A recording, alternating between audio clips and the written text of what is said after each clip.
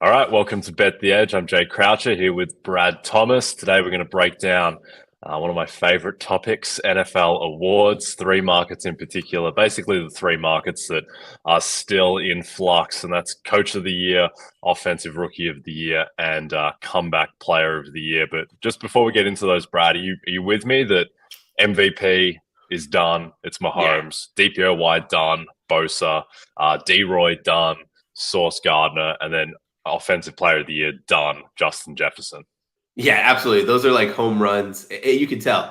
I feel like the market is telling us that don't even bother putting money elsewhere. Yep. No, I'm with you there. I think, yeah, sure. If Patrick Mahomes loses as a 2 touchdown favorite to the Denver Broncos, and Jalen Hurts miraculously comes back and throws for 4 touchdowns to clinch the 1 seed against the Saints, sure, then Yeah. Jalen Hurts might win MVP. But barring that kind of strangeness, I think those four awards are very likely done. So let's get into Coach of the Year, which is very much in flux. For a while, it's looked like Nick Sirianni had this sewed up, but I think losing to Dallas and the run that San Francisco's on at the moment has really opened the door there. So I'll give you my handicap in a second, Brad. But what do you make of Sirianni being minus 170, Kyle Shanahan plus 200, and then Doug Peterson and Brian Daboll, kind of the long shots? Yeah, so I was interested in Shanahan a little bit when Jalen Hurts went down, but I didn't really believe that people were going to say that loaded offense, that loaded defense was going to award or gift a coach, the coach of the year in Kyle Shanahan. But I mean, the market is pretty much suggesting that it's any man's race with Sirianni only being minus 170 and Shanahan being plus 200. And the way it looks now, I mean, the Giants are going to play their last, I mean, excuse me, the Eagles are going to play their last two games probably without Jalen Hurts, which means they could lose both or lose one. And if the 49ers continue to win, especially with Brock Purdy, Mr. Irrelevant, then why would he not win Coach of the Year? Because it's not that he was gifted this loaded team. Yes, we know that. But he's done so much through adversity. Any coach could go through there and they could throw in the towel and say, oh man, we lost our starting quarterback. He's done. We lost our project quarterback in Trey Lance. He's done. We're done. We're going to Brock Purdy. We're just going to play it safe. But no, it just shows you how smart of a coach he is because he always puts Brock Purdy in situations for success. Yep, I'm with you there. Actually, I make Shanahan favorite in this market. I think Okay. it's wrong. I think it's not necessarily flipped, but I would make Shanahan plus 110. I'd make Sirianni plus 120. And then Brian Daboll is the only other guy who I think is any chance really at plus 1500. I think Doug Peterson, but the Jags have got 8 losses. Like, it's a great story, but they're going to be 9-8 if they win the division. Yeah. So no interest in Peterson there. And I just think that, look, the Niners, and here's how I kind of price out in my head. The Niners are about minus 125 to run the slate and beat both the Raiders in Vegas and then might be Trace McSorley, quarterbacking the Cardinals in Week 18 in San Francisco. So he's minus 125 to run the slate. That means he's minus 125 to end the season on a 10-game winning streak, including going 6-0 with the last pick in the draft, who is the third quarterback who has started for this team. And I just think that case is going to resonate with voters more than Nick Sirianni, who is by all means, an incredible coach, and I think he's recognized as such, but he's also got this absolute superstar team. And he's gone 0-1 with his backup, while Kyle Shanahan has gone 6-0 with Brock Purdy. And my theory, and I'd be interested for your thoughts on this, Brad, but my theory is that Shanahan will win this award if Jalen Hurts just starts this week. Because if Jalen Hurts comes back and clinches the 1 seed, then I think that deflects a little bit of credit away from Sirianni, who goes 0-1 without Hurts and then goes 14-1 with him. And also, if they win this week, then they're going to rest everyone against the Giants. So there's a very good chance that they would get another loss. And if they lose this week and they have to play the Giants, well, then they've got their other loss. And then it's probably 14-3 going against 13-4. So I think Shanahan should be favorite in this market. What do you think? Yeah, no, I agree with you. I think that it's one of those lose-lose situations for Sirianni because if he starts Jalen Hurts, they win. They're going to be like, well, it was all Jalen Hurts, not so much the coaching. And then if he does start Jalen Hurts and then they lose, then they're going to be like, well, this coach couldn't get it done with the backup, just like you said, with Shanahan being able to play his backups and being successful in doing so.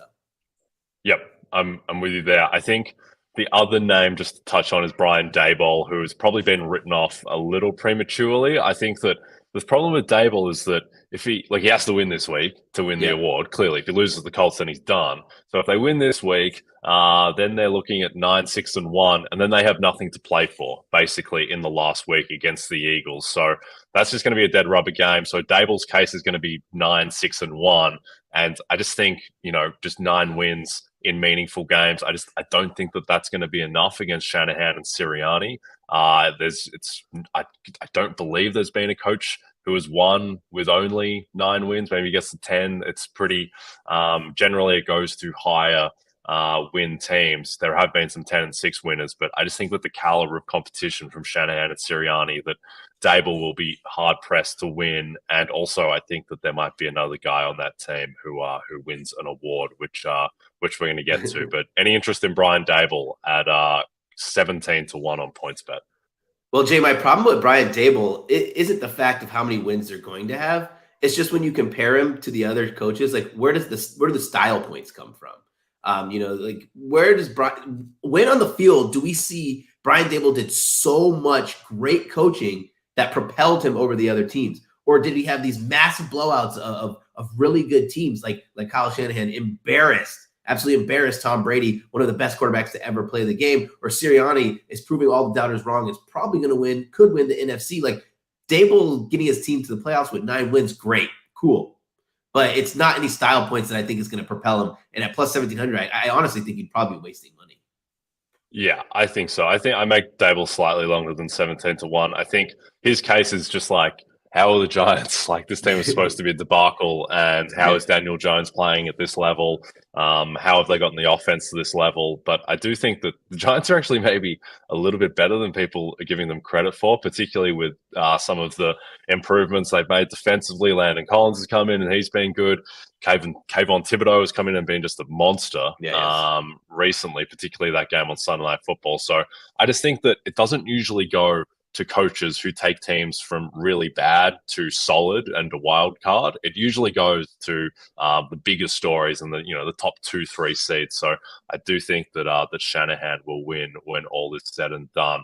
Before we get into Offensive Rookie of the Year, which is a mess, just a reminder, if you don't have the NBC Sports Predictor app, go download it now. The contests are free and easy to play, and you have a shot to win thousands this weekend by predicting what will happen during bowl season and the Premier League. The Premier League, which is back, by the way. Just the World Cup just ended like 10 minutes ago. Premier League is back. Arsenal already racking up further wins. There is also, Brad, $100,000 up for grabs by guessing the outcome between the Steelers and Ravens in our Sunday Night 7 contest. All right. The outcome of Steelers and Ravens is probably going to be easier to guess than the outcome of Offensive Rookie of the Year. Right now, PointsBet has the market. Garrett Wilson, the favorite, at -200, which I think is way too aggressive. Ken Walker, +450. Brock Purdy, +700. Christian Watson, who I think was on his way on Christmas to getting right back in this race. Aaron Rodgers was throwing him the ball every single play, but he goes out at halftime with the hip injury. We don't know his status for this week. So I think that Watson is probably done just by not being able to have that big game on Christmas because his stats are just so far behind.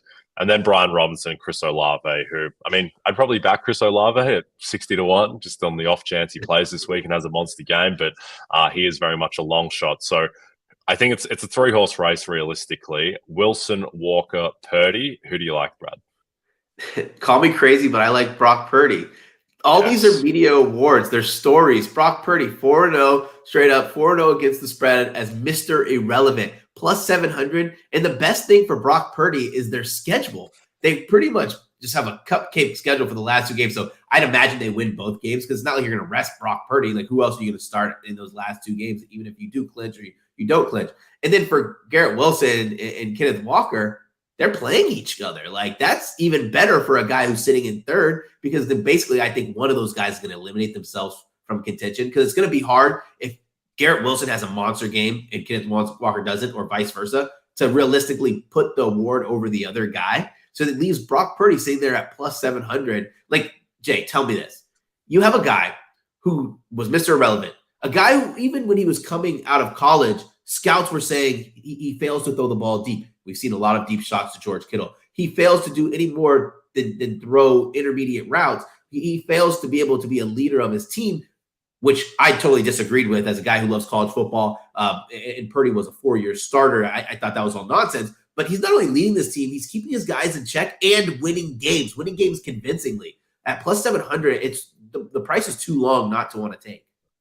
Yep, I agree. I actually make Purdy the favorite in this market. I think he should be much shorter. I think he should be more like plus 175 range. I just think that the case with the case for Purdy is that the field is so blah. It's so uninspiring, particularly if the Jets and the Seahawks both miss the playoffs, which is likely, even though they play each other. So if they're both going to miss the playoffs, if Garrett Wilson is going to end up with potentially like less yards than Dameon Pierce, who hasn't played the last month of the season. Right now, Tyler Algier has more rushing yards than Ken Walker, and the Seahawks are 7-8 and in free fall. And so I just think that if all the candidates are just underwhelming, then Brock Purdy going 6-0 on a potential 2 seed, saving the 49ers season, keeping them relevant for the playoffs. And the thing is, too, is that just Purdy going 6-0 in a nutshell wasn't going to be enough for him to win because the defense is so good. But he's not winning these games 13-10. He's putting up 37 points. His PFF grade has gotten better every single week he's been a starter. He's doing real stuff. Like, he's not just checking down to McCaffrey, or we thought it might be just check downs to Debo before Debo got hurt. Like, he's throwing it deep to George Kittle. He's making real throws. And I just think that the story of Brock Purdy, the legend of Brock Purdy, if he goes 6-0, which is minus 125, then I think that he's probably going to win the award, which is insane. I do think the problem is that one of Walker and Wilson are going to win this week. And so it's going to eliminate the other most likely, unless Garrett Wilson goes absolutely off in a loss. So that would be the concern, is that one of those guys might get a bump, but at the same time, I just think that Purdy, his story is going to overwhelm. Is there someone between Wilson and Walker that you think is the biggest threat to Purdy?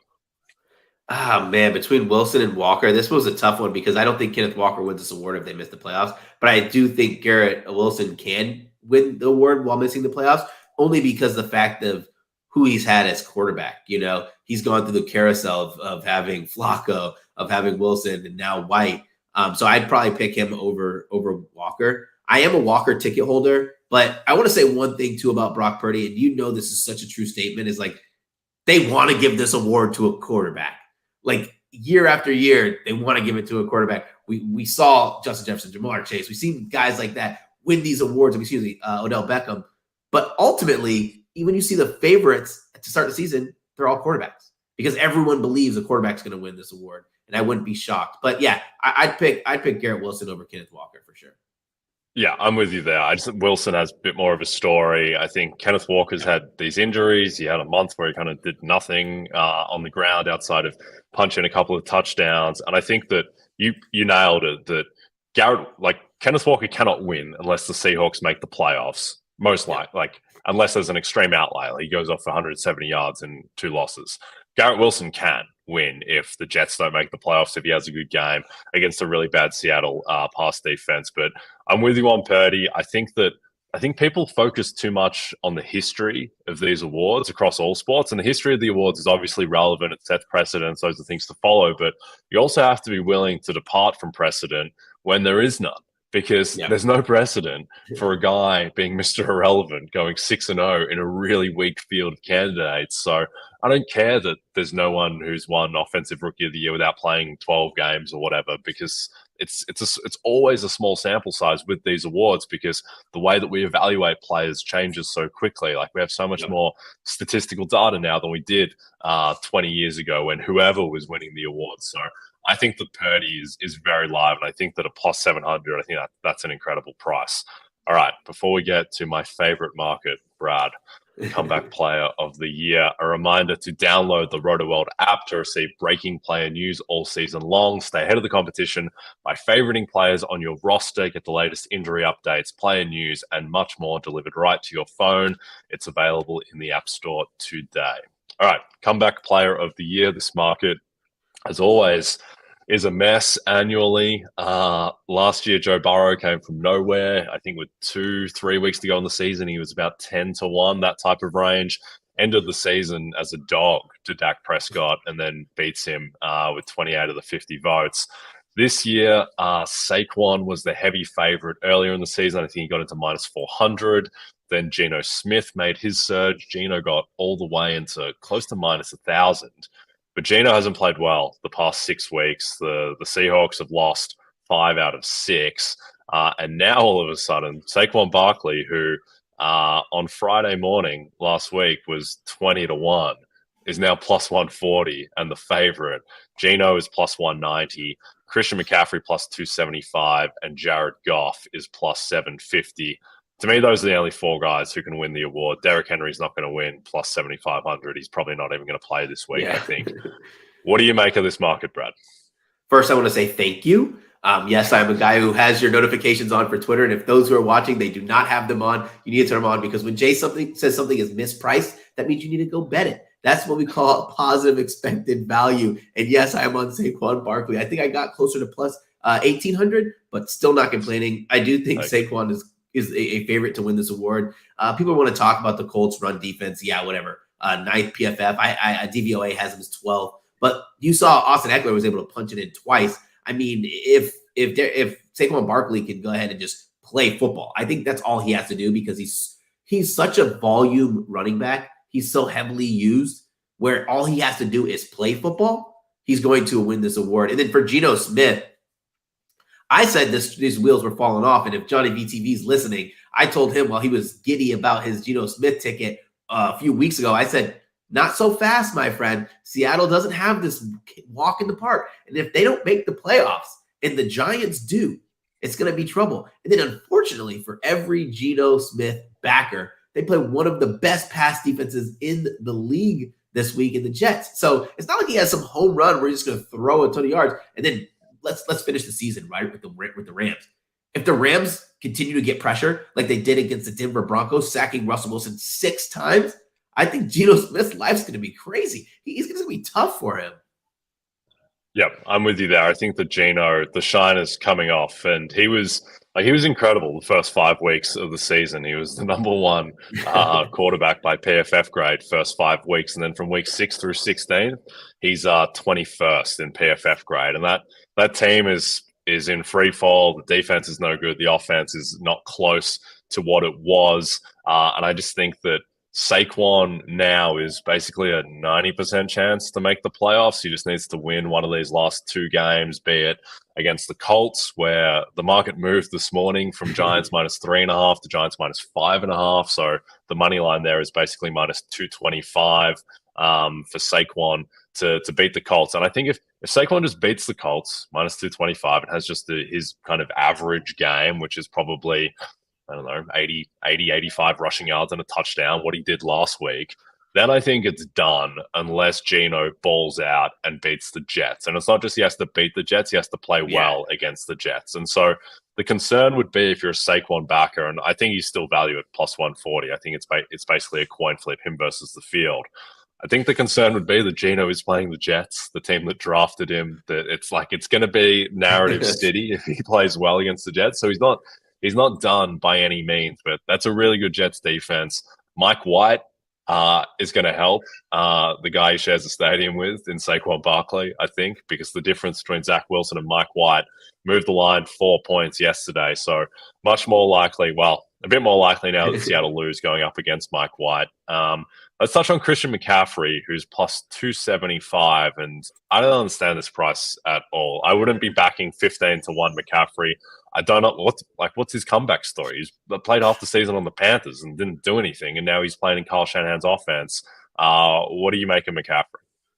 I think McCaffrey's just one of those bets that, gamblers are like, man, this is such a great story. McCaffrey, he was banged up, wasn't doing well in the Panthers to start the season, and went and balled out for the 49ers. I don't see a clear pathway to victory for him. I don't know, because I'm trying to find a realistic statistical backing for backing McCaffrey, especially at plus 275. I don't see what he's come back more than Saquon Barkley. He's on a loaded offense, and he's with the coach of the year, possibly, which makes that seem so much smaller as him being the comeback player of the year. He has to do less, or he's required for less stress on the burden that he carries for his team. So I don't have him in my market. I think I was interested in the story maybe like 3 weeks ago when he ran for like 100 yards, had 50 yards of passing yards. Receiving yards and like 2 touchdowns. Yeah, that was a great story. Great one-time situation where we kind of talk about it, but I don't have a realistic pathway for him to win this award. Yeah, I'm with you. I just don't see it. I don't see his case. Like the thing is that this is a very silly award, and it's about narrative and it's about story. And Saquon is the story of the Giants. Geno is the story of the Seahawks. Jared Goff is kind of the story of the Lions, along with Dan Campbell. Like McCaffrey's 4th on his team for narrative. It's Bosa, Shanahan, and Purdy. Those are the faces of the Niners right now. Also, McCaffrey did nothing against the Commanders as well. And that was like, he was going to start building momentum. Like, it kind of needed to happen already, I think. And so I just think that he's going to get compared to Saquon. Saquon's going to is going to pretty handily beat him in rushing yards. And he's going to destroy him in narrative. So I don't see the path for McCaffrey. I think that the only way that he could win is if the Giants lose out and collapse, if the Seahawks continue to lose and collapse, and if Jared Goff misses the playoffs. Then maybe McCaffrey. But all that happening is like we're getting well into 20-1 range at that point. Yeah. So no bet for me on McCaffrey. I think that Jared Goff, who played really well against Carolina, to his credit, but I think that loss probably sunk his case. Yeah. Goff is also like what's he really coming back from? Like he's coming back from a bad year, and now they're 7-8. Like, great. It's not that compelling of a case. It would have been much more interesting, if he was ending the season on a huge winning streak to get into the playoffs. But I think that loss to Carolina probably sunk him. So I think that Barkley is the ticket, and Geno is the threat. Any interest in Goff before we close off? No, he needed to win that game. And I honestly wasn't that high on Goff, where a lot of people were telling me. But, like, I don't think you can come back from being a bad quarterback. Like, he played football last year. It's not like he was just sitting. He was just bad quarterback playing bad football. And then, now he's great. Maybe if this was the most improved award, but it's not. It's comeback player of the year. Yep. I think that's going to hurt Geno a little bit too, where when his case was emphatic, it didn't really matter as much because everyone's like, this is such an amazing story. But now that the shine is off a little bit, I think people will more focus on, what's he actually coming back from? He was never good in the first place. Whereas Saquon is so much cleaner of a case, where Saquon is, he's the rookie phenom. He's number 2 pick in the draft, rookie of the year. Looks like the next great running back, and then tears his ACL, and he's banged up all of last year. Basically a non-entity in the NFL for 2 years. And now he's come back, is basically looks like the guy he was his rookie year, leading his team to the playoffs. So, and also plays in the New York market, which always helps in these awards. Just ask Tom Thibodeau, winning coach of the year over Monty Williams. Anyway, that does us. Before we go, a reminder for all you college football fans that want some last-minute betting insight, tune into our NBC Sports YouTube channel tomorrow at 9:30 Eastern as Vaughn Dalzell, Brad Thomas, and Eric Froton answer your questions prior to a full slate of bowl games this week. And also don't forget to check out NBCSportsEdge.com for more information to help you with your wagers. Thanks to those watching on the NBC Sports YouTube channel. And if you're listening to us in podcast form, don't forget to rate and subscribe. To us from Jay Croucher, Brad Thomas, Kyle Shanahan, Saquon Barkley, and Brock Purdy. Have a great rest of your day, and we'll see you tomorrow.